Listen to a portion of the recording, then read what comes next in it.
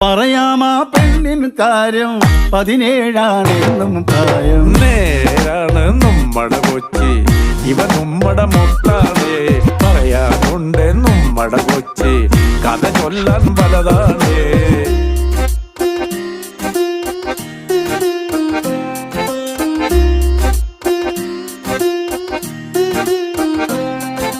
കുടിപ്പാറും കപ്പലിലേറി വരവായ സായിപ്പ് ഇവളെ കണ്ടിട്ടം തോന്നി പണിയിച്ചേ ബംഗ്ലാവ്.